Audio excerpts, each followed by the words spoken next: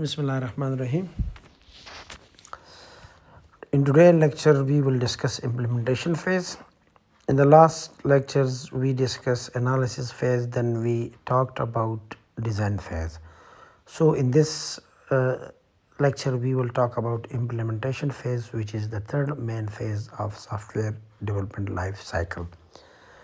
So in the waterfall model, after a design phase is completed, the implementation phase can start.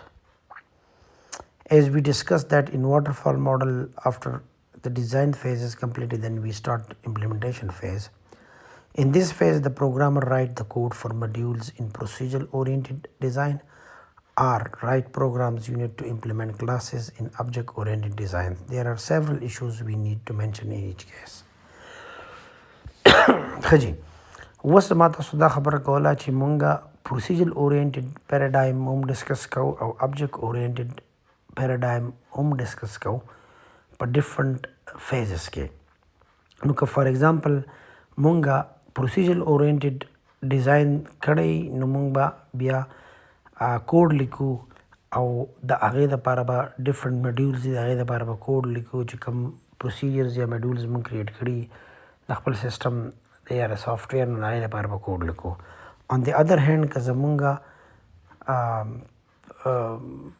object oriented paradigm مونږ یوز کوو او مونږ چې کوم ډیزاین فیز کې کوم کلاس ډایګرام کریټ کړی نو مونږ به ایچ کلاس دپاره object oriented چې کوم کلاسز دي د هغې دپاره به پروګرام یونټس لیکو د هر کلاس جدا بیا به انټیګریټ کوو. ټیک شو جي. سو وی نیډ to write a code for modules in procedural oriented design or write a code for program units to implement the classes in object oriented design. So we have several issues, we will talk about this. Number first issue the choice of language. No, it depends on you that which paradigm you are using and which language you are good, so you can implement or write a code for your system, for your program or for your software in that language. In procedural oriented development, the project team needs to choose a language or set of languages from among the procedural languages discussed in chapter 10.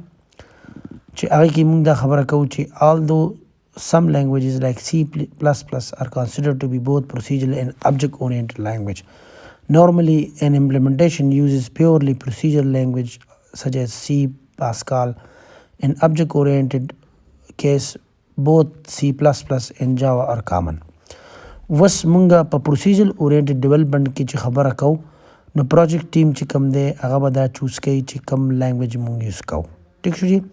Was ka munga pa C language chi kam de aga purely procedure-oriented languages de bia bade ki دا بیا ایڈوانس ورژن دی چې بیا ایڈوانس ورژن دا بیا سی پلس پلس دی.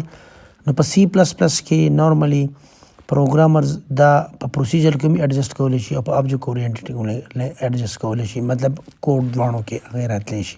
خو سی پلس پلس او جاوا چې کوم دی ابجیکټ اورینټډ لینګویجز کې کاونټ کېږي. ټیک شو.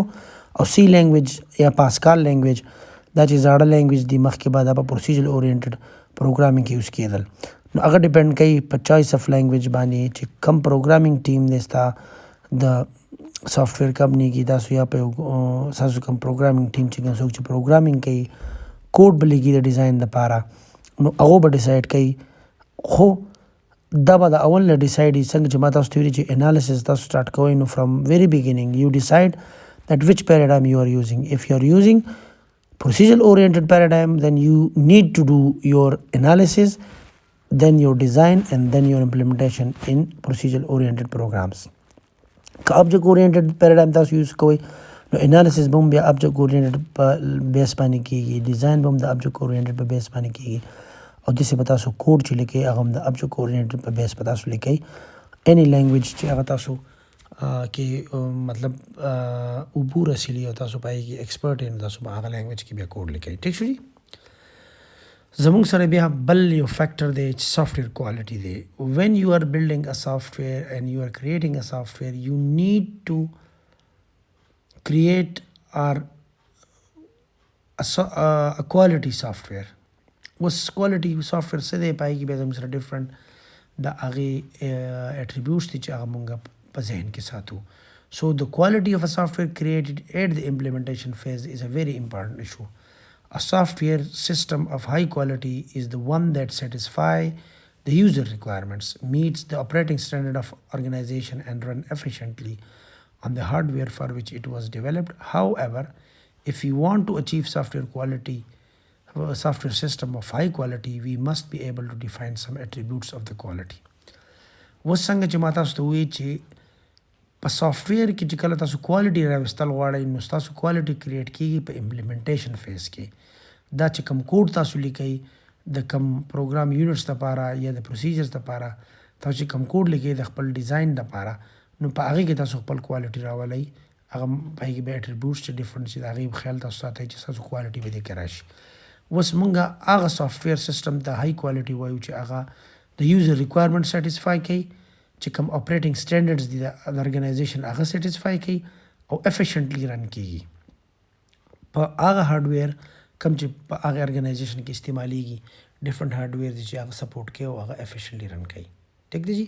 اوس که مونږ په سافټویر کې های کوالټي راوستل غواړو نو مونږ به سم د کوالټي اټریبیوټس خیال ساتو. کم کم دي هغه دا دي جی. لکه اوس سافټویر کوالټي فیکټرز زموږ سره څه دي چې سافټویر کوالټي can be divided into three broad measures of operability, maintainability and transferability. Each of these can be further broken down as shown in figure 10.10. اوس زموږ سره سافټویر کوالټي چې کوم دي د هغه 3 broad measures دي. نمبرز اپریټیبلټي چې د دې اپریټنګ سټینډرډس دي دا اپریټ کیږي سمپلی سموتلی ټیک شو ډپلیکیشن پکې نه یو سو سموتلی اپریټ شي. زموږ سره بیا مینټینیبلټي چې دا مینټننس دی آسان دی که ګران دی چې ایزیلی هغه ته مینټین کولی شي او مینټننس پکې کولی شي. بل چې کوم دی هغه ټرانسفربلټي دی. ټرانسفربلټي مونږ هغې ته وایو ټرانسفربلټي چې یو سیسټم سافټویر تاسو جوړ کړئ او سبا ورځې په ارګنایزیشن کې چینجز راشي تاسو ایزیلی په هغې کې چینجز وشئ او هغې نیکسټ سټیج ته هغه سافټویر تاسو اپډیټ کړئ. ټیک دی جی. د دې خبرو به موږ خیال ساتو. بیا که تاسو دلته وګورئ په اپریټیبلټي کې زموږ سره دوه مین چې کوم دغه دي هغه اکوریسي دي چې ستا کوډ اکوریټي، افیشنټي، ریلایبلیټي پکې، سیکیورټي، ټایملینس مینس چې ودین ټایم کې هغه تاسو کمپلیټ کړئ او یوزیبلیټي چې د هغې مونږ یوز کولی شو د ډفرنٹ پرپزز لپاره او د کم یوزر کوم ریکوایرمنټس چې هغه ټول فلفل کوي. نو دا بیا اټریبیوټس دي د هغې مطابق به مونږ په کوډ کې خیال ساتو نو مونږ به اپریټیبلټي د اټریبیوټس دغه کوو. دویم زموږ سره مینټینیبلټي پای کې دی چینجیبلټي، کریکټیبلټي، فلیکسیبلټي اینډ ټیسټیبلټي. مونږ چې کوم کوډ لیکو چې پای کې مونږ ایزیلی چینجز کولی شو او هغې کې مونږ کریکشن کولی شو او یو مطلب یو بګ دی او هغه مونږ ایزیلی دغه کولی شو. فلیکسیبلټي چې هغه فلیکسیبلي مونږ په سیسټم کې کوم چینجز کوو نو چې هغه نور مډیولز یا نور د سیسټم کمپوننټس چې کوم دي هغه ډسټرب کوي نه. او ټیسټیبلټي چې مونږ سافټویر جوړ کړو چې په هغې باندې مونږ ډمي ډیټا رن کولی شو مونږ دا ټیسټ کولی شو د کلاینټ نه د ورکولو نه مخکې مونږ دا میک شور کړو چې زموږ سافټویر د کوم مقصد لپاره جوړ شوی دی چې هغه صحیح کار کوي. ټیک شو جی. ټرانسفربلټي دا یو اټریبیوټ دی د کوالټي چې په هغې کې مونږ رییوزیبلټي، انټر اپریټیبلټي اینډ پورټیبلټي. رییوزیبلټي دا ده چې فار ایگزامپل تا ډفرنٹ مډیولز ولیکل، ډفرنٹ کمپوننټس دي او هغه کمپوننټس ته د بل مقصد لپاره استعمالولی چې ستا په یوزر ریکوایرمنټ کې چینجز راشي او تا هغه ایگزسټنګ کوډ لږ چینجز پکې وکړي او دا د نوي فنکشنالټي لپاره یوز کړي. انټر اپریټیبلټي دا ده چې فار ایگزامپل ستا سیسټم دی هغه ته که د بل سیسټم سره انټر اپریټ کړي یا انټیګریټ کړي چې هغه پکې هغه گنجائش پکې وي. لکه دوه سافټویر سیسټم ته د یو بل سره کنیکټ کړي او د هغې سره ته دغه مطلب هغه انټر اپریټیبلټي. لکه فار ایگزامپل زه تاسو ته اوس خبره وکړم چې زمونږ ایگزامینیشن سیسټم دی هغه هلته دوه سافټویر دی پای کې د سټوډنټ ډیټا وي. اوس د ایډمیشن آفس چې کوم ډیټا ده یا کوم سیسټم هلته امپلیمنټ دی چې دا دواړه په یو بل کې مطلب انټیګریټ کیدی شي. ټیک ده. مطلب په ارګنایزیشن کې ډفرنٹ یونټس چې هغه د یو بل سره انټیګریټ کړي. پورټیبلټي دا چې زمونږ کوشش پدای چې دغه مونږه یو فنکشنز په څومره کم کوډ د هغې دپاره ولیکو نو هغه زموږ دپاره ښي ځکه چې نمبر اف لاینز اف کوډ سیوا کېږي دومره تاسو مطلب ځان ته یو ټاسک سیوا کوئ نو چې یو ټاسک دی هغه ته په لیټ سې موږ به افیشنټ کوډ به هغه وي چې لکه یو فنکشنالټي ده د هغې یو کس 100 لاین اف کوډ ولیکي او په هغې کې رن کېږي او بل کس 30 یا 40 lines of code نو 40 lines of code د پورټیبلیټي سیوا ده as compared to 100 lines of code ټیک شو جی نو دا زموږ سره ډیفرنٹ سب کوالټي اټریبیوټس دي چې هغه موږ په امپلیمنټیشن کې به دې کې خیال ساتو ټیک شو جی نو امپلیمنټیشن فیز موږ دل ډسکس کو په نیکسټ کې به موږ بیا مخکې ځو په سافټویر لایف سایکل کې چې زموږ کوم دغه دي هغه موږ کوو ټیک شو جی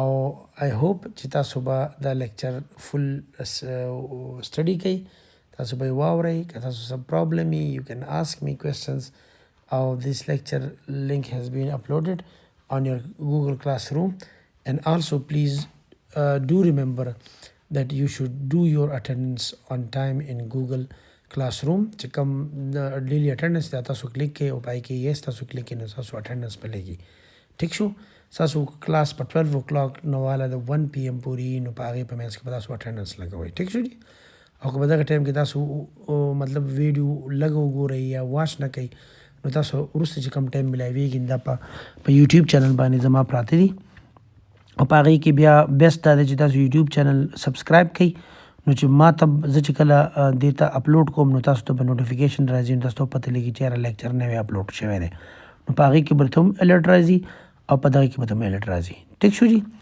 سو تھینک یو سو نایس اف یو الله حافظ